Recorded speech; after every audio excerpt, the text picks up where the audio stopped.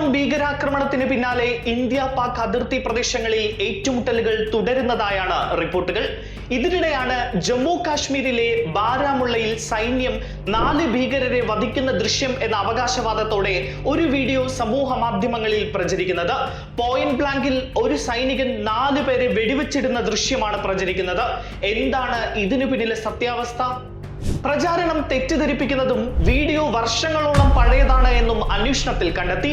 bestgore.fun എന്ന വെബ്സൈറ്റിൽ 2022 August 16 ഈ വീഡിയോ പങ്കുവച്ചതായി കാണാം.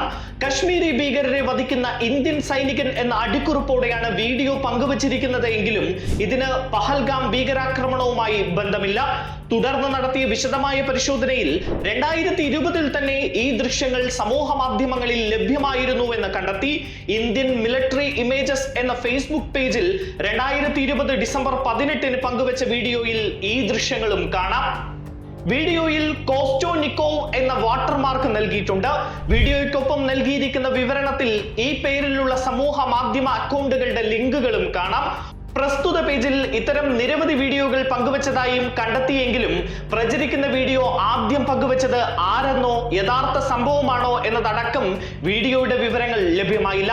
ഇതോടെ ഇപ്പോഴത്തെ പ്രചാരണം അടിസ്ഥാനരഹിതമാണെന്ന് വ്യക്തം.